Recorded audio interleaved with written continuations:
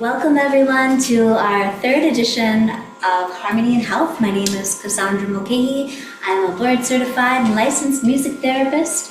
I've been here with the Norma Freeing Breast Care Center / Smilo Cancer Hospital for about 9.5 years now. And it's such an honor to create these collaborative experiences today in order to bring you a deeper and more versatile version of health. Today is a really beautiful topic. It is currently January for anyone who's tuning with us in the moment, and such an important season for rest and for sleep.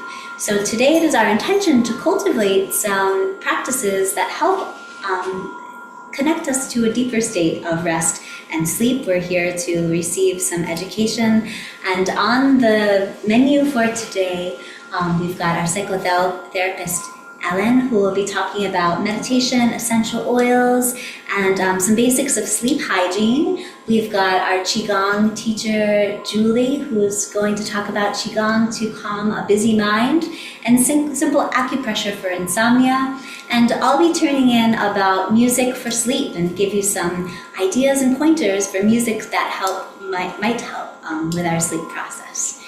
So we'll begin with Ellen. We'll give her a warm welcome, please. Thank you.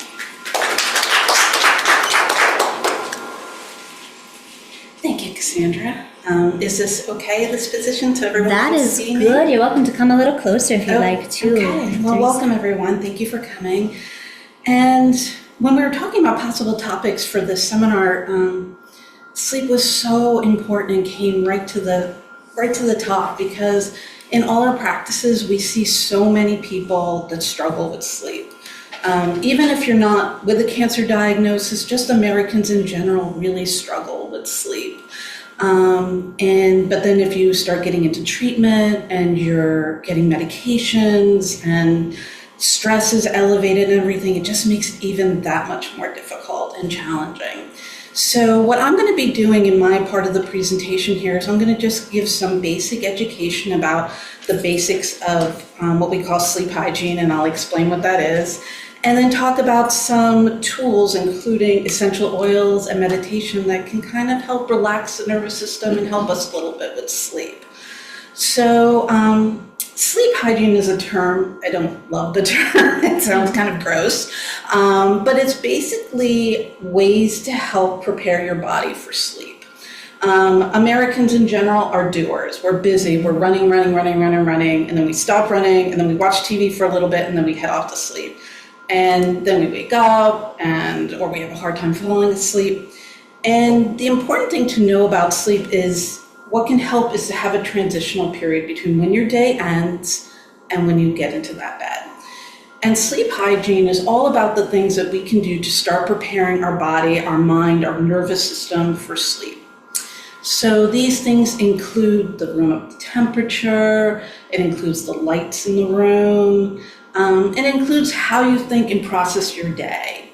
So for instance, I often recommend to people about an hour, I know it sounds like a lot, but if you can do it, it's great. An hour before you go to bed, maybe jot down some things that happened during your day. And if you've got a lot of things on your mind and they're pressing on you, questions, stressors, write those out, come up with some basic solutions, put it to the side and let it go. You've got some ideas, things like that. Then start maybe doing some gentle stretching, just starting to quiet everything down. Some people like to wash their face, take a cool shower, but it's basically telling your brain and your nervous system, we're slowing things down. Because what happens if we don't have this period of time, our brain still is going. It's going. We may be in the bed, but maybe we wake up 2 hours later and we're having a nightmare, or we're like, oh my God, and we're all stressed because the brain hasn't been cued in that we're taking it down a notch. So sleep hygiene is really good for that. I tell people, get off the phones if you can, read a relaxing book, watch something that's calming, I don't know. There used to be this guy, Bob Ross, that would do these paintings online, and he was very relaxing to watch. Something that just takes down, no murder mysteries, things like that. Make sure you're comfortable in your room. And and just sort of settle in the body for sleep. One of the things I've found very helpful for sleep myself is aromatherapy. And I've taken a lot of classes on aromatherapy. Out of all of our senses, smell is the only one that is directly connected to our limbic system. And for those of you that aren't super familiar with all the different sections of the brain, the limbic system is a part of our brain that handles memory and it handles emotions. So I don't know if any of you have ever had an experience where you've smelled something and it really brought up a feeling or an emotion or a memory. I used to have this happen when I'd run by someone and they had a cologne that my father used to wear, and it would bring me right back to my childhood of running up to my dad and hugging him and smelling that cologne on his jacket. But that can be a very powerful thing when we're looking to energize ourselves, calm ourselves, focus ourselves. Some of the essential oils that can be very sedating for sleep, probably know this, lavender is a big one, but that's not always popular with everybody. Another one is chamomile, neroli from the leaves of the bitter orange tree. These are all literally sedating to our nervous system, just calming it down. And I'm so sorry for the folks on Zoom because I can't share this with you because it's a smelling thing, but I've created a mixture, and you don't have to take it if you don't want to, of lavender, bergamot, and sandalwood to smell, and you're welcome to take a cotton ball. They're all the same. They're all the same. Yeah, if you can pass them around, that would be great. And again, I'm so sorry, but bergamot, citrus scents are bright and happy, which can be very nice if you're feeling sad and down when you go to bed. They're not energizing, but they are uplifting. And sandalwood is a very grounding sort of fragrance. I often tell people, you can diffuse oils. You can have them put into, in the back of the room here is a diffuser. You put them in a little machine with water and it diffuses the droplets into the air and gently scents the air. But you don't have to spend a lot of money. You can do something as simple as this, putting some essential oil drops on a cotton ball. You stick it into your pillowcase or something, or by your bed, and you just gently inhale the fragrance as you're going to sleep. You want to find something that is pleasing to you.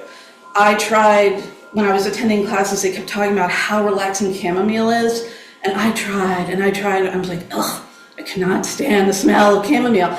And it wasn't relaxing to me. It didn't make me sleepy because I don't like the smell. So that's the other thing. If you're interested in essential oils, if you don't like the smell, it's not going to have the intended impact on you. So I encourage you, if there's something that you're interested in, go with things that you like. Maybe mints, citruses, some florals. So aromatherapy can be something nice as you kind of settle your body in for sleep. You can have it diffused in the room. And another thing that's very helpful as you start to kind of quiet your mind and get ready for sleep is meditation. And one of the meditations that I really recommend is something that we call a body scan, which I will demonstrate and we'll all do together. But basically what that's helping to do is, I was talking about we're doing, moving faster and going. We get stuck up in our heads and we're up here and we lose track of what's going on here. And we may not notice that our shoulders are tight, we might be clenching our jaw, everything might be tight, but we're not really aware of that because we're thinking, then we go to bed and, maybe we wake up and we've been grinding our teeth or, we get a stomach upset or something like that. So doing a body scan brings us back into the body, back and grounded. And that helps us kind of ease the way to sleep. Because the other thing that, and I won't go into too much detail because this is a much bigger topic, but that is helpful is the way we view sleep, our relationship with what we think about with sleep. People sometimes get very stressed out when they think, I'm not sleeping, oh my God, and they become very agitated by that. And one thing I encourage people to do is, if you can't fall asleep, see if you can soften your thoughts around that. And just say, okay, you know what, maybe I'm not sleeping right now, but I'm still resting my body. Still resting my body. And that sometimes takes a little bit of that edge, that agitation off of it. So what I'd like to do now is kind of go into the body scan. So it looks like everybody's seated here at the, you can sit at the table or just make yourself comfortable in your chair. I tell people please uncross your legs, have both feet on the floor. I'll just wait for everyone to get settled in. Okay. And let's just start by taking a few nice, slow, deep breaths. We'll take 3 nice, slow, deep breaths. In through the nose and out through the mouth. In through the nose and out through the mouth. One more. In through the nose and out through the mouth.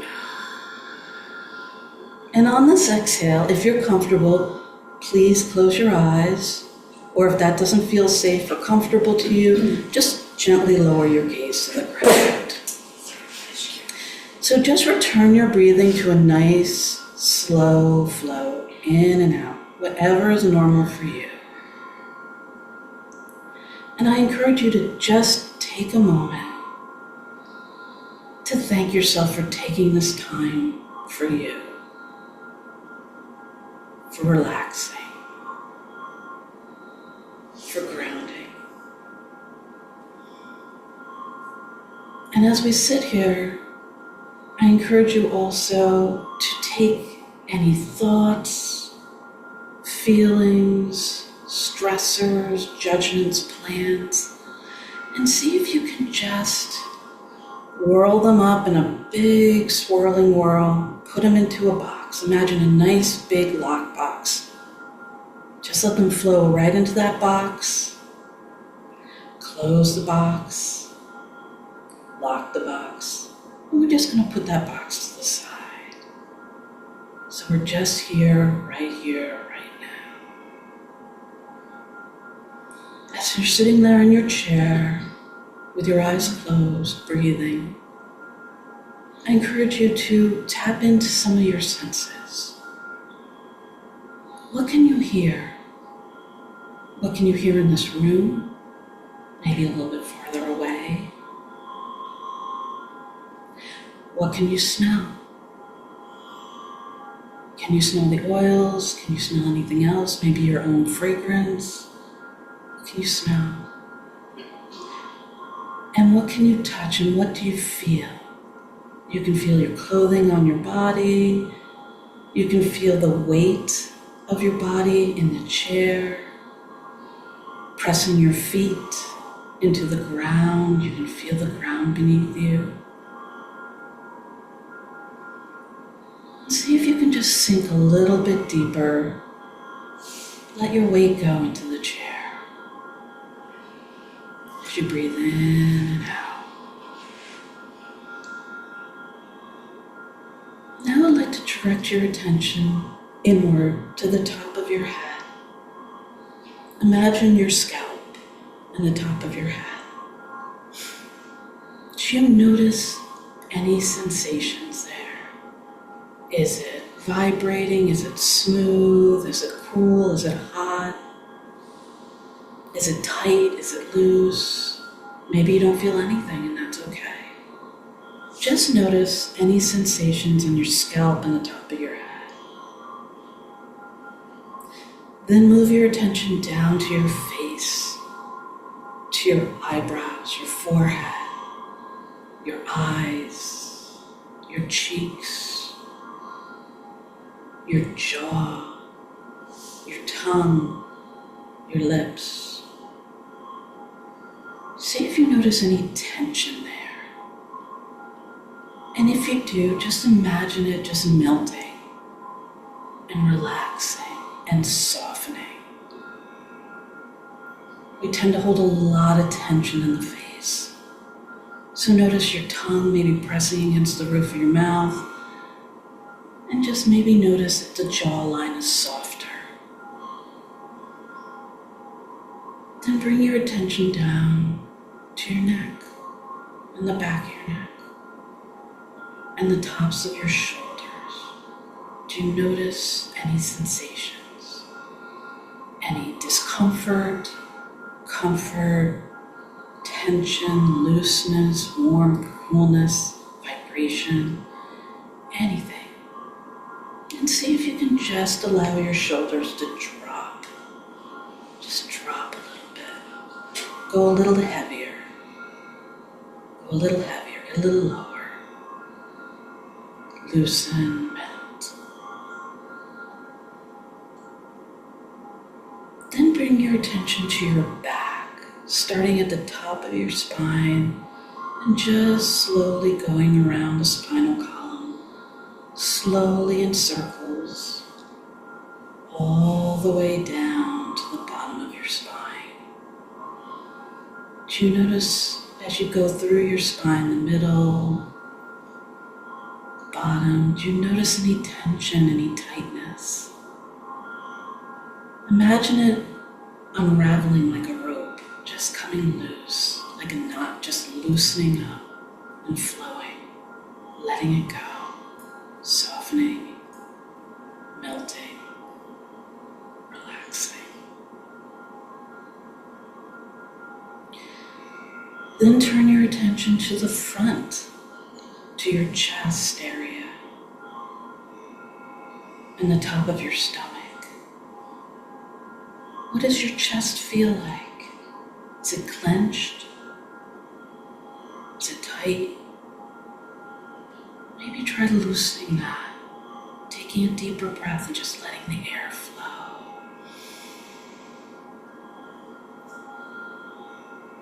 And notice the stomach as you go scan down. How does the stomach feel? Discomfort, comfort, warmth, coolness. And if you are having discomfort, see if you can just soften and breathe into that area. Breathe in and out into that area. Loosen, warmth, relax.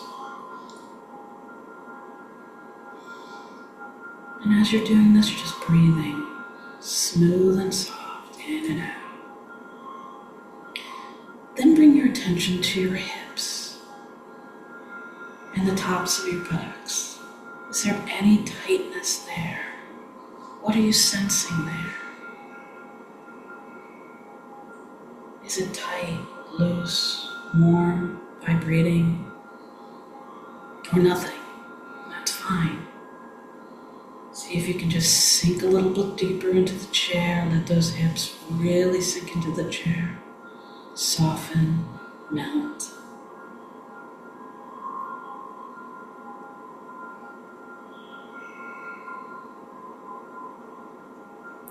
And then we're going to bring our attention back up to the left arm, starting at the top of the shoulder and just scanning down through the upper arm, the elbow, the lower arm, the wrist, the palm, and the 5 fingers.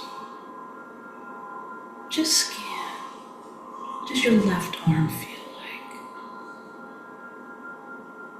If you feel or you notice any tension in your hand, you can gently wiggle the fingers or close your palm gently. Notice how that feels. Then turn your attention to your right arm, starting at the top of the shoulder and scanning down through the upper arm, the elbow, the lower arm, the hand, the palm, and the 5 fingers. And again, notice any sensations, tightness, looseness, discomfort or comfort. See if you can breathe in and out of the arm gently and melt and relax and have that arm grow a little bit heavier.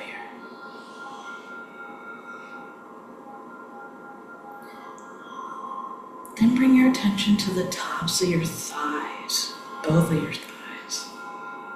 and start scanning down the thighs to the knees, in the front, in the back.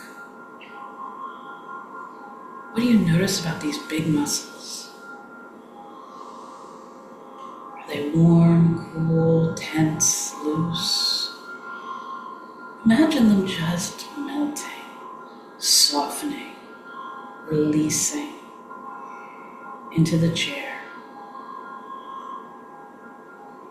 Heavy, relaxed. Then draw your attention to your knees, your calves, your ankles. What do the calves feel like?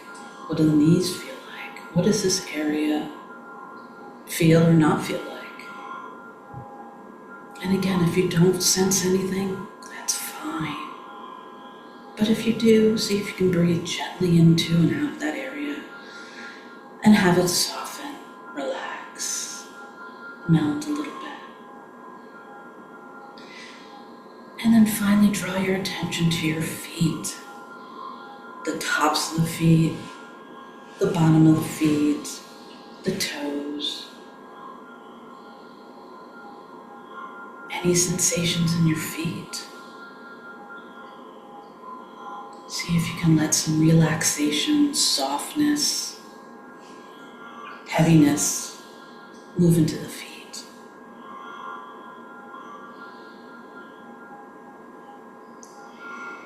And now just as you visualize your body, visualize the whole body now. How does it feel? What do you notice?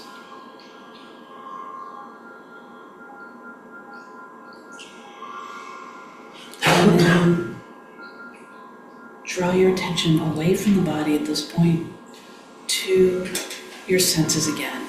The hearing, what can you hear in the room? What can you smell? Awareness of your body sitting in the chair.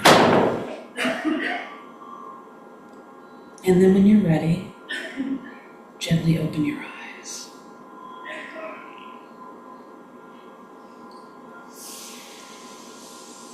This is a beautiful practice to do before bed, while you're in the bed. People will sometimes fall asleep doing it, and that's beautiful and fine. I can't think of a better way to fall asleep. But if you don't fall asleep, that's also okay. You've grounded yourself. You've grounded yourself in your nervous system, which is a beautiful pathway into sleep. So, anywho, that's all I have, and I'm gonna have it over to Julie, I think, next, to do some Qigong. Thank you. Thank you, Erin. No worries. Thank you.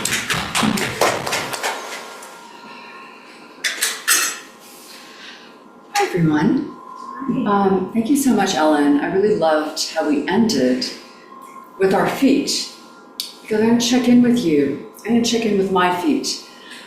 Are your feet anxious? Do your feet feel anxious? Yes? No? It depends. Generally, they're not. They're down there. And up here, how's this feeling? Head. Is it feeling connected to your body? Often I feel there is a literal disconnect, like I'm watching myself from afar. And I think the purpose of Qigong and how it relates to sleep is that we go down and in.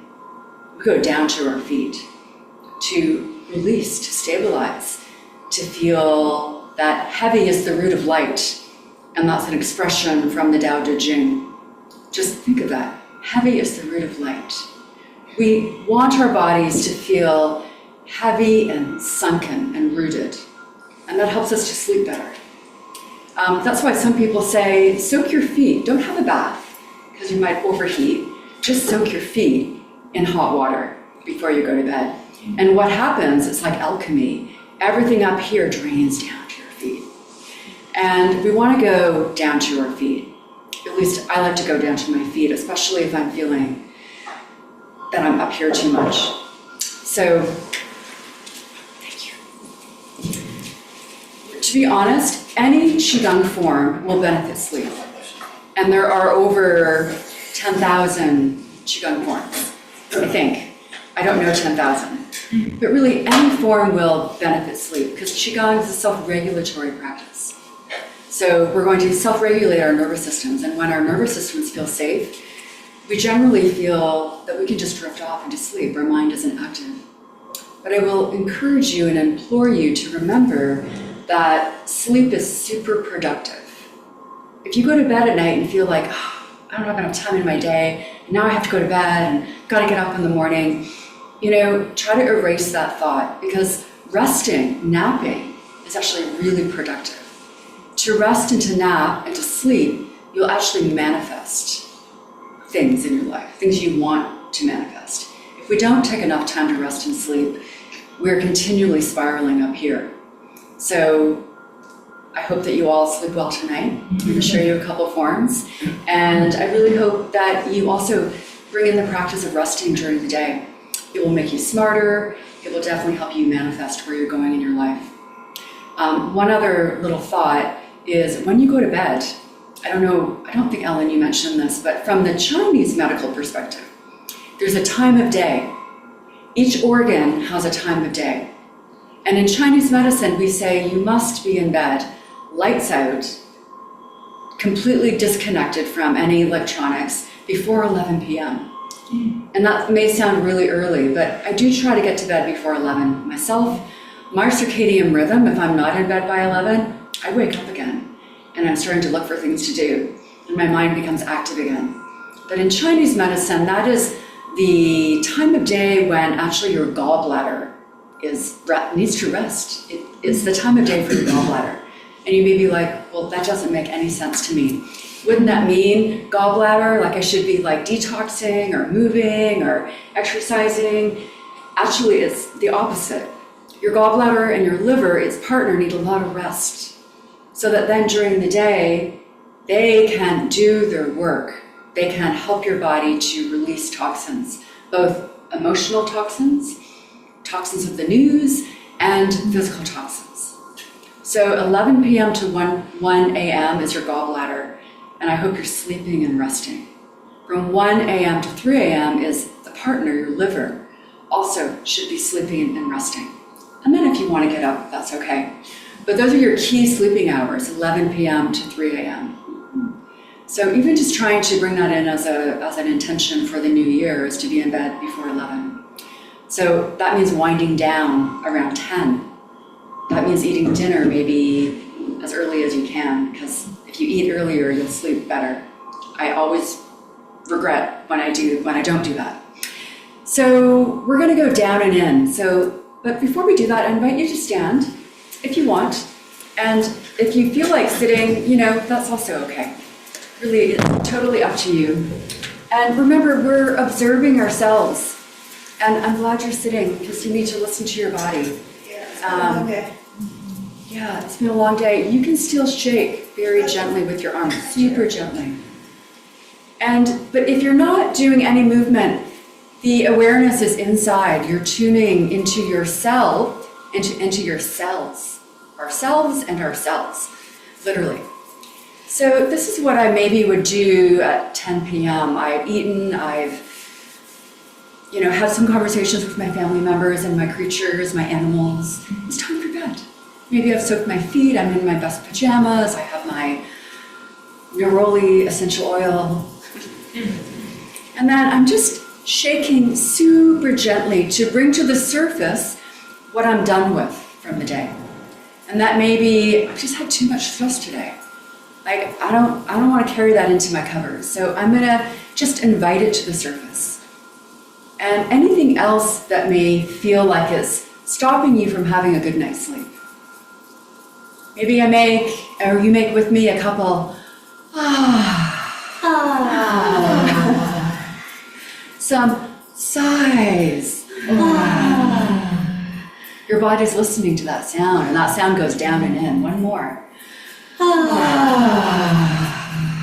Good. Very good. Maybe we just pretend we're like a giant piece of seaweed and just do some evening stretches. And this means You're going to move how you want to move. It doesn't necessarily look like me.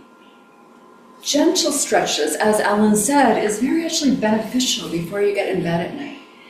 Because what you need to stretch, you're going to stretch. Maybe it's your head, and maybe you hold your head as you roll it. And as you hold the back of your head, you're stimulating some acupressure points, actually for the gallbladder, right back here. You can see the back of my head, these two occipital points. I'm pressing in as I rotate my head.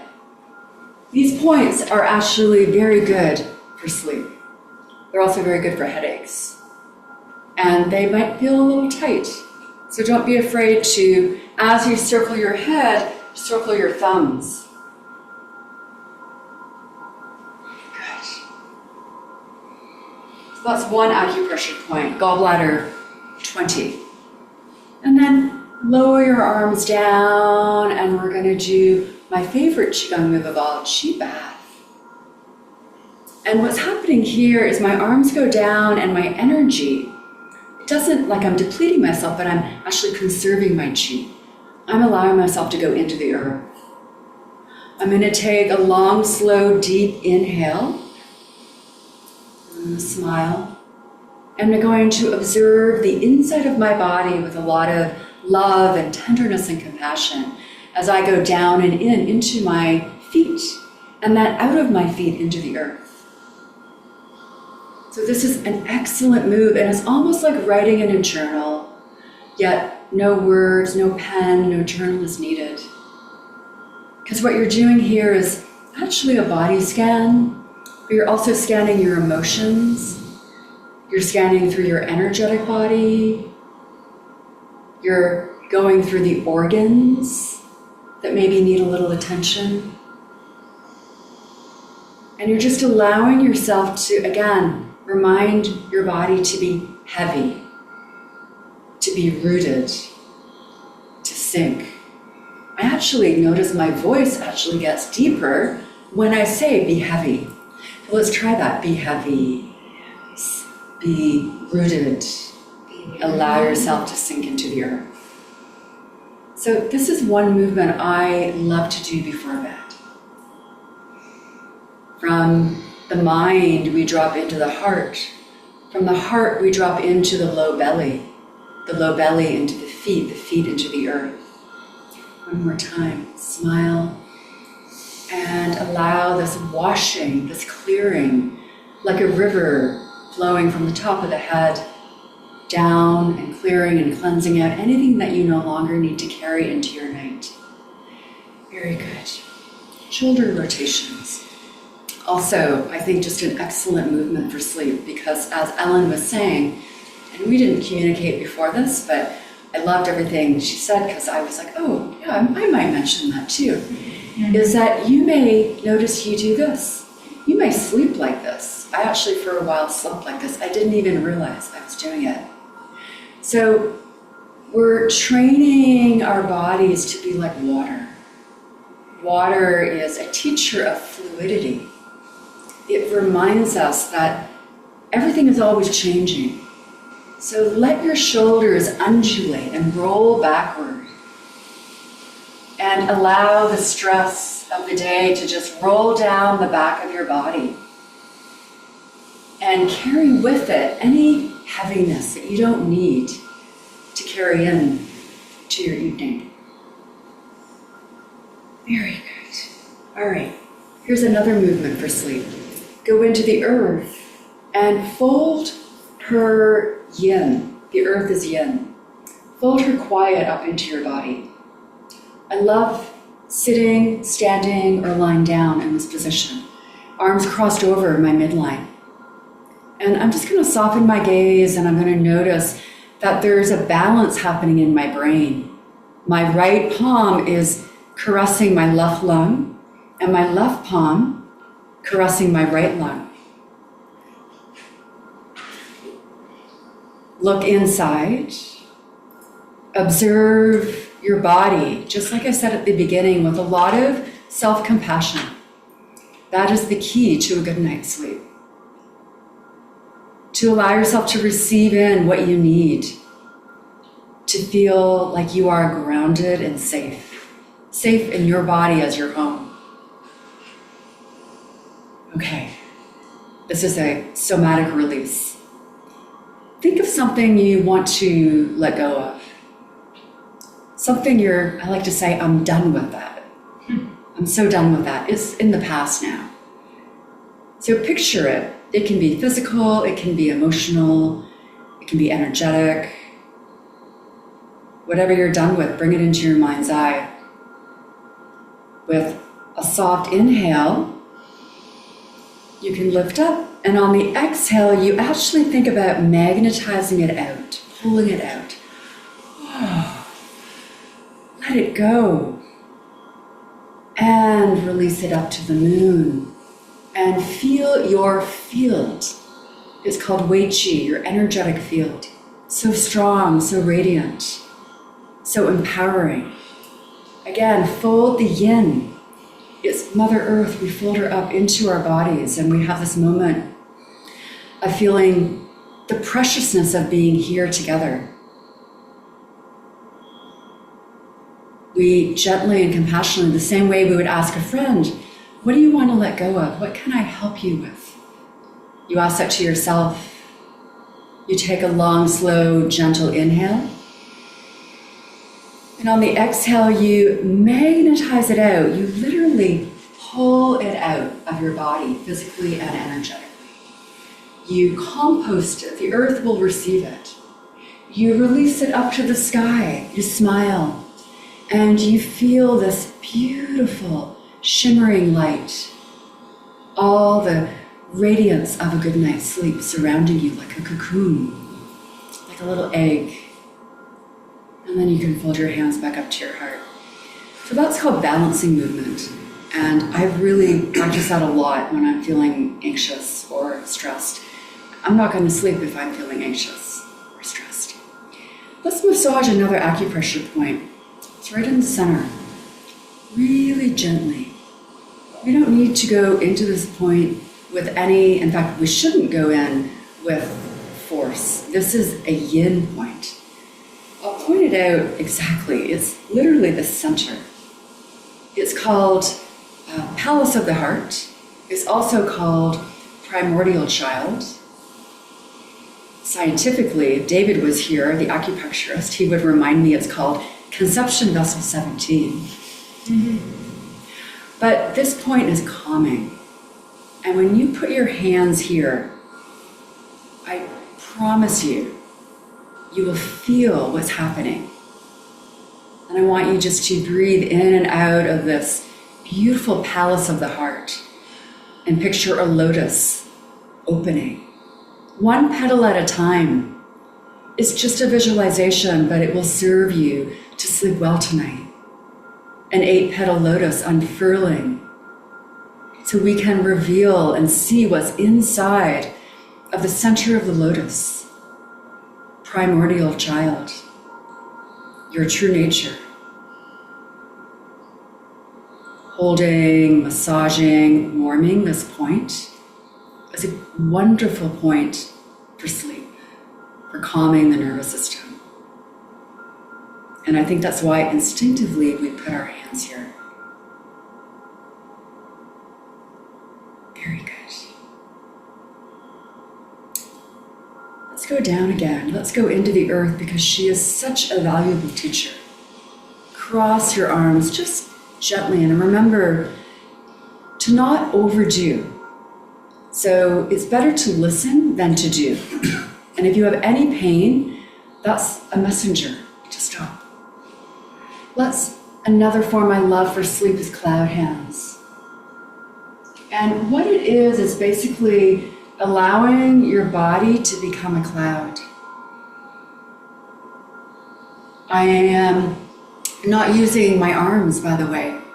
I'm using my primordial wings that come from my back, up my back from my kidneys, to just effortlessly drift and float and open like a cloud passing in the sky. As I'm moving like a cloud, I'm intentionally moving as slow as I can. as if I'm in water. Heavy is the root of light. Allow your body to feel heavy, sunken, rooted, safe, supported by the earth. Smile gently because it sends a message of peace and calm to the body.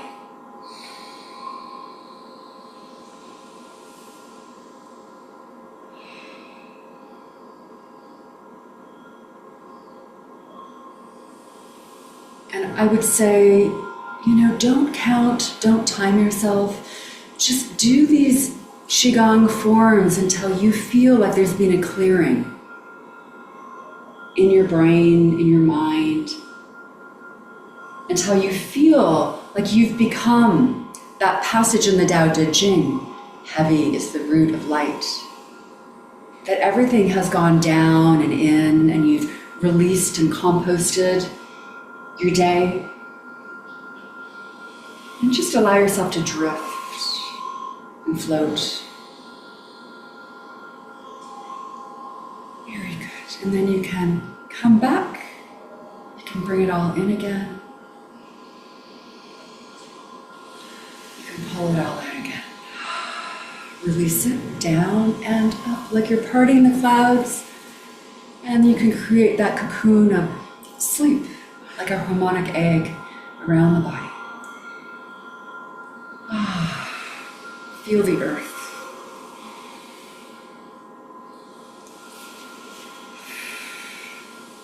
Nice. Let's do some little pressure points for sleep. And there are really so many. So I showed you 2 back here. Gallbladder 20. It's on either side. Really, really good point for sleep. I showed you this one. Primordial child. Hands on heart, also really good for the nervous system. Your feet, I can't really show you my feet, but you can feel your feet, and you don't need to see my feet to understand what I'm talking about. But your feet have a grounding cord, and it's in the center. Imagine this is my foot. It's the solar plexus of your foot. That's the point I'm talking about. That point is called kidney 1, technically. It's also called bubbling spring. It's also called Yongshuan. Call it whatever you want, but it's a sleep point. So how do you massage that point? Well, you could be lying in bed, and if you're flexible, you could put your foot up and you could literally massage that point. Slowly, concentric circles. You can try it right now if you're at home or I see someone back there with their shoes off. What a smart person. You can massage that point. It's called, again, kidney 1. I will send everyone these acupressure points so you'll have a better way to follow up. Another way to massage it is just to breathe into it and rock your feet back and forth. Open up your toes. A little foot massage. You can also rock side to side. We're massaging that point. Can you breathe out of it? I know we're going to breathe out of our nose, but imagine you could breathe out of that point, like an exhaust point. Where is it going? It's going down into the earth. And the earth actually is okay with that. It's okay with your stagnations. She will help you to recycle what is ready to be released. So kidney 1, super powerful point for sleep. That's why reflexology is another wonderful modality to bring into your life. Or you can do self-reflexology, massage your feet, massage your hands. Let's do another point for sleep. I love this one. It's behind the ear. And what I like to do is I like to make a V shape with my fingers. So I'm going to get in front and behind the ear at the same time. I can do both ears. And I'm just going to massage, I'm circling. See if I put my hair up, you can see better what I'm doing. I'm going to circle in front and behind the ear. And I want you to relax your jaw, like unclench it. Because tension in your jaw is very much connected to tightness in the hips and the pelvis, which may affect how you sleep at night. So relax your jaw so you can relax your pelvis. And what we're doing here is massaging the vagus nerve where it innervates through the ears. And it is super calming. It is super relaxing. And then just drain down. Drain everything down. Just a simple dredging of the lymph. Super soft. Just fingers gently pressing. Again, notice we're going from here to here. It's helping us to get out of our head. Thank you. Then massage the ears. All the ears, lobes, outer ear lobe, upper ear lobe. All of these points are basically sleep points. So if you ever need a quick trick to help you sleep, massage the ears. And you massage them until they actually get warm. The other way to use that is to go up higher and squeeze your ears like this. As fast as you can now. We'll end like this. Till your ears feel quite warm.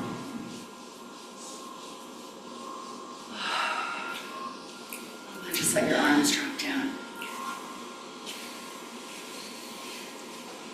Let's step our feet closer together. Let's stand with integrity. This vertical position actually will help you to sleep better at night. And you can also sit vertically. You don't have to stand. And we'll just end with a gentle, compassionate expression of movement as we bring the yin up to the yin of the moon. And now we have this double yin, the moon and the earth, and we bring that down to our heart center. We say a prayer or a blessing for a good night's sleep. You deserve to rest. You thank the earth. You thank your body.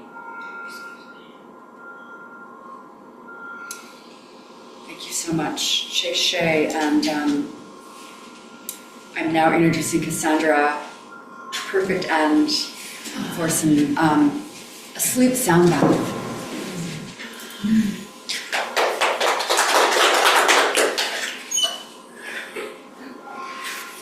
Thank you so much, Julie. That was beautiful. Thank you, Helen, too. I'm gonna tuck some things in the frame over here.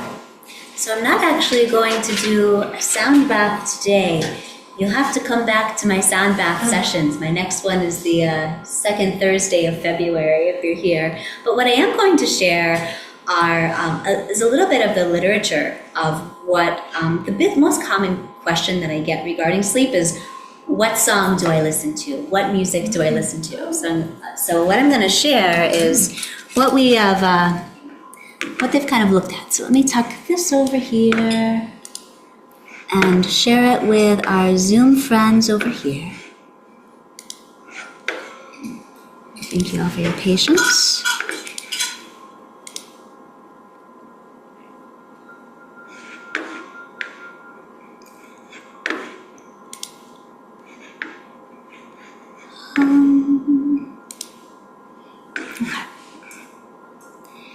And everyone online, can you see? Can I have a thumbs up if you can see what's going on? All right, fantastic. Thank you. So, music for sound and sleep. Here we go. That's me and Cassandra. So taking a look at just some different qualities. So, in a nutshell, the music that is most effective for sleep is our own favorite music. Human bodies tend to mirror the qualities of music around us. If we're listening to fast music, it often increases our heart rate and our respiratory rate. We want to get up and move. It's why dance music is so effective. Everyone gets up and moves, and why we have exercise playlists. Conversely, if music slows down, then also our heart rate, our respiratory rate, and often our thought patterns will also correlate with that. So with some considerations for some of the musical qualities that I will share now, the most effective music for sleep is the music that is most connected to you, because that predictability and the consistency of music can help. So we're going to take a look at a few research studies. So qualities of music that aid in sleep. This is a study from 2020. They found that the main registers, you want music that's not necessarily like too high pitched or too low, but according to this, in most studies, music that's in a middle range really helps in training the brain to sleep.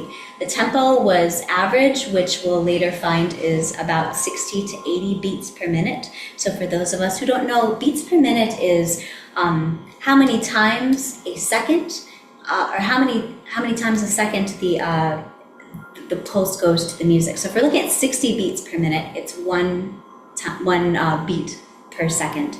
And when we fall into sleep, it's between that like 50 to 70 to 80 range. So we want music that will also mirror that tempo. They found that the articulation was legato. So legato is kind of defined as a smooth flowing sound, whereas the opposite is staccato, and it can be very difficult to relax if you're speaking in like a fast, kind of short sound.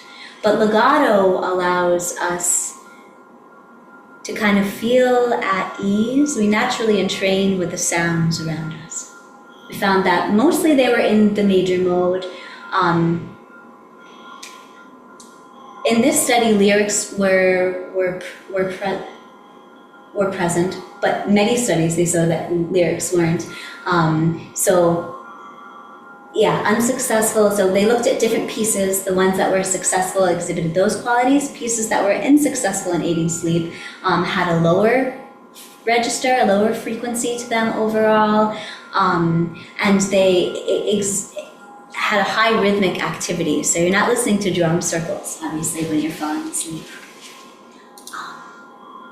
This is back in the 1950s, we started to see literature pertaining to the Western concept of music therapy. E. Thayer Gaston was one of the first people who wrote about modern music therapy, and he was really able to isolate that relaxation music was between 60 and 80 beats per minute, had a low rhythmic activity, and had non-percussive elements.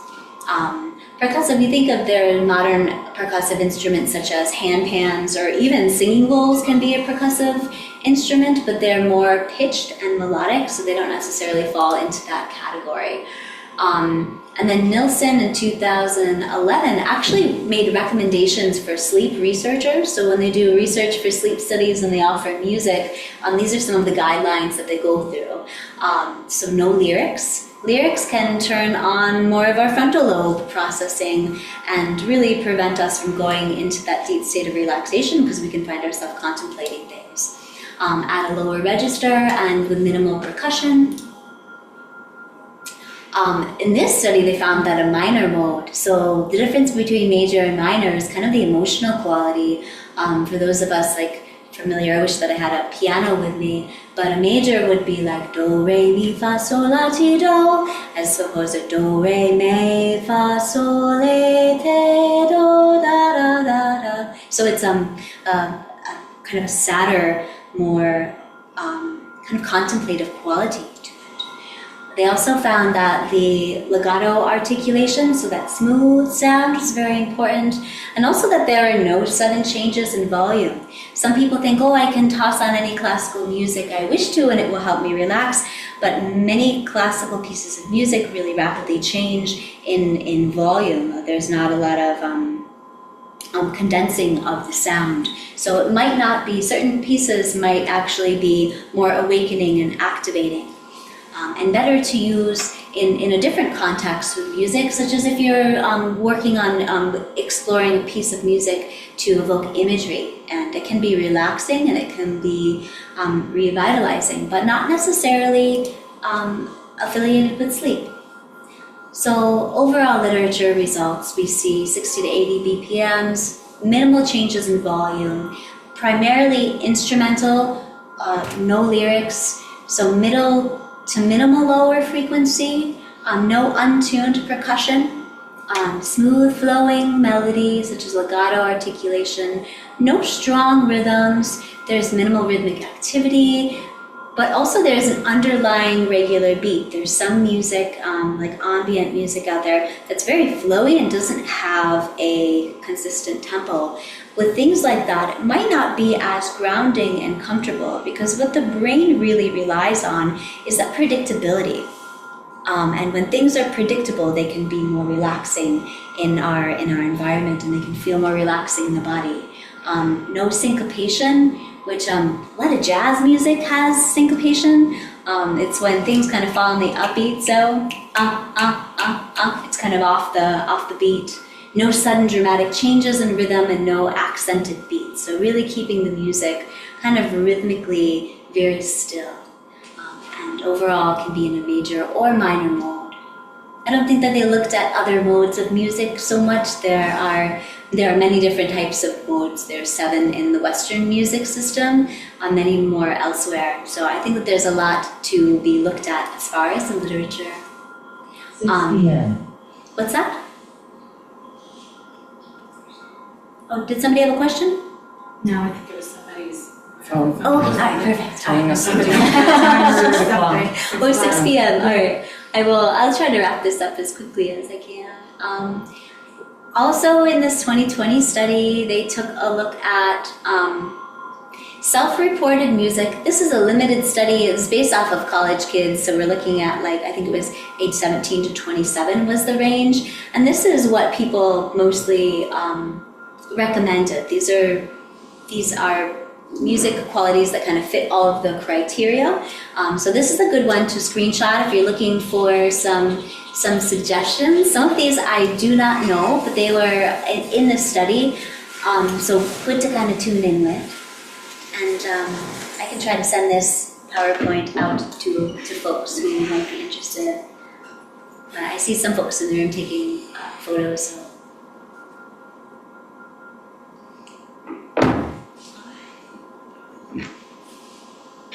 And again, I really want to stress that the music that works for you, that is predictable, can be most effective.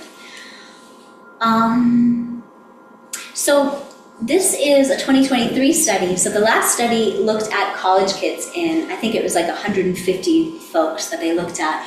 This took a look at Spotify Sleepless, which is a much more global representation. I always like to make sure that there are multiple demographics that are involved in research, and sometimes it's a very, very narrow piece that we're looking at. So this looks at a global prevalence of sleep playlists, and there's many more populations and cultures of people involved in this.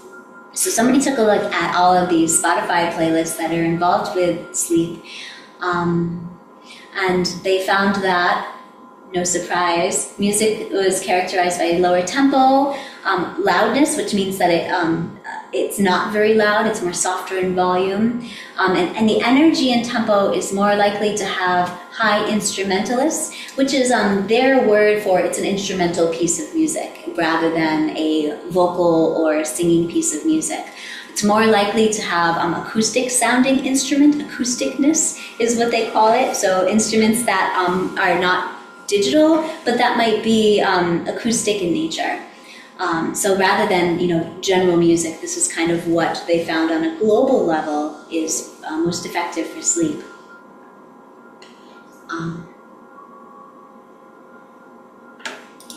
So we've got there. So also they found on this, that's what was going on at the bottom of that slide. Oh, I can't go back. But at the bottom of the last slide, it said something about higher energy music. So on these Spotify playlists, the interesting thing is that there is a subgroup of songs that really did not have those characteristics of slow and of calm. They found some dance bops on there. There was music from all different genres. But when they looked at it, what they found is that high energy music is connected to familiarity and predictability. And they looked at the idea of predictive coding in the brain. And predictive coding is the theory that the brain function continuously makes predictions about the world that are compared to our sensory input. And if it's found wrong, it triggers like an error signal. We can like literally feel that in our tension, the tension in our body if the music shifts suddenly. And when we're sleeping, we don't necessarily want that shift. So predictable, familiar music that we might listen to every day can play a part in our sleep because it's comfortable, it's familiar, and it's predictable. So if you have those pieces in your repertoire that don't match the 60 to 80 beats per minute, it can be really useful to like create a sleep playlist and tag those on the front or intersperse them throughout. But with repeated exposure to a piece of music, the brain becomes more precise at predicting the music, and the music becomes increasingly familiar. There's a corresponding decrease in attentional focus and general energy use. So our brain kind of uses less power to focus on the music and more power to allow our brain to go to rest. So familiar music, even with high energy and danceability, could facilitate relaxation because it's predictive. Similarly, music that is very repetitive and constant over time might also result in increased relaxation due to the familiar piece. All right, I think I'm just repeating myself there. That familiarity there, I had a piano teacher one time who always used to say, you can adjust the key in order to make it work with your voice and make you sound better, but if you're like in front of a wedding party, and you play in the original key, you're going to get a much stronger response than if you play it in a different key, just because our brains, whether or not we have perfect pitch or not, there's a part of us that realizes when things are off and when they are on. So that predictability and consistency creates a sense of safety. So also looking at why we might listen to energizing music before bed, it might help us change our state, our mental, physical, or relaxation state. It might help provide security. It might help as a distraction from the thoughts in our head. And it also just might be a habit that is not, that's a good habit to tune into, something that connects us back to our identity and back to who we are before we go into that sleep space. Mood regulation might also be another benefit to that.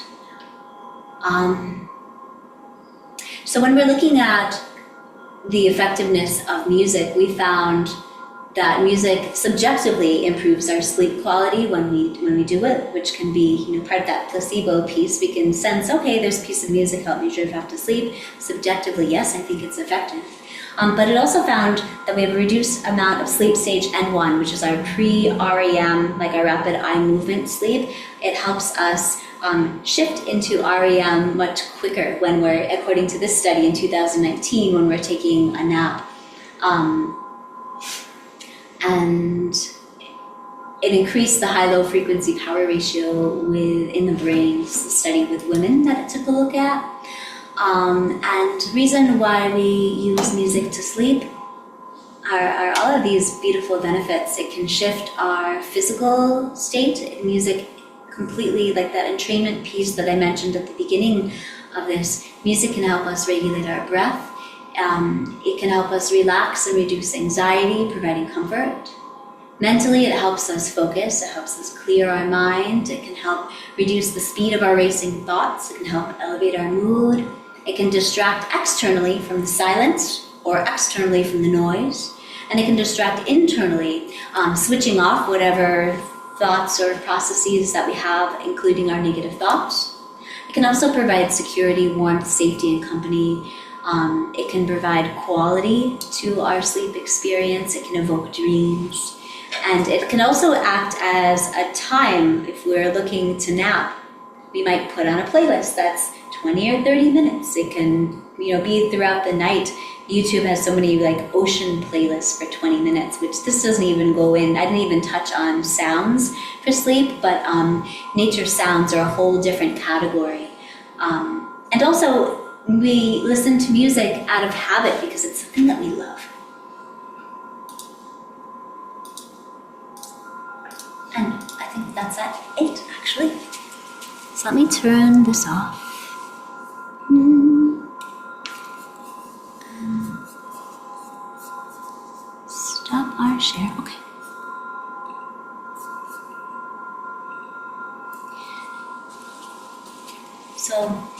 We're a little over time. But just for a moment, I have a few different sounds to relax with. And what's really lovely about the crystal bowls is that they sustain our body and our mind. Let me turn this on music so that our folks on Zoom can hear what's going on.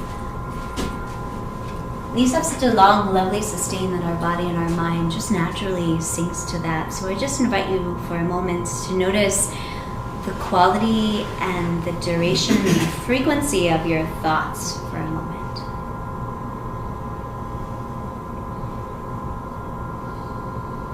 Noticing the tempo, if they're faster, if they're slow.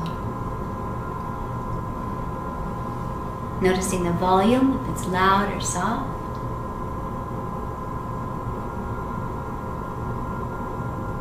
And then we'll take this musical check-in and we'll bring it into the body as a whole. If we had more time, we'd go through parts of ourselves.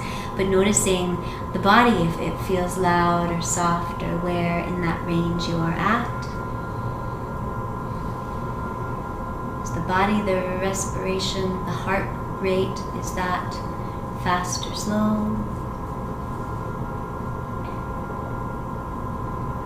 And then you might tune into your other systems, your digestion, your brain.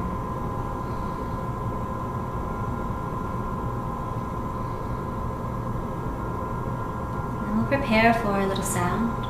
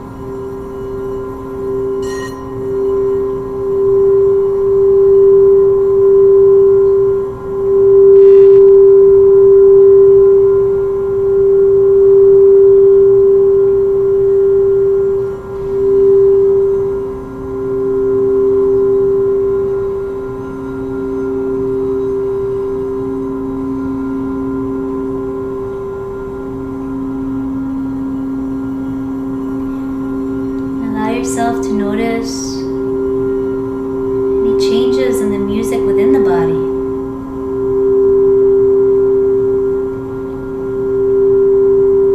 And I do this once a month with a whole set of these, so if you'd like to come back and join me for a relaxation experience, I'd love to have you. But these two are a fifth apart. It is a familiar musical interval that is in every single Western music song that probably ever exists. But it's familiar and it's predictable, and there's always a sense of coming back home to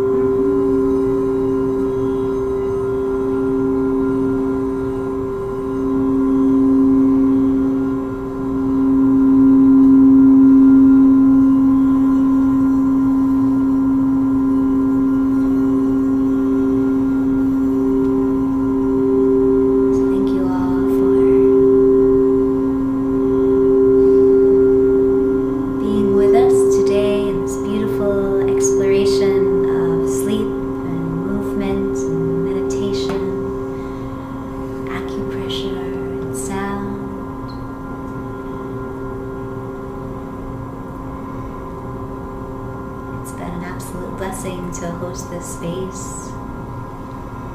If there are any questions, we would love to field them now. I understand if anyone needs to scoot out as well too.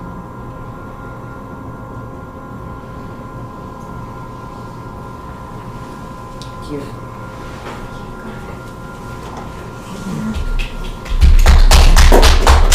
So much. I'm going to peek in online to see if there's any questions here. All right. Well, thank you all so much. It's been an honor and a blessing. Thank you so much to Thank you. Julie. That was Thank you so great. much to Ellen. Thank you, all of you. That was great. I think you guys should make house calls to everybody's house. I know, now we're all relaxed, we have to go out in the cold. I'm like, yeah, I could do this every night, sure. Well, stay warm out there, everyone, and I wish you a really, really peaceful sleep this evening.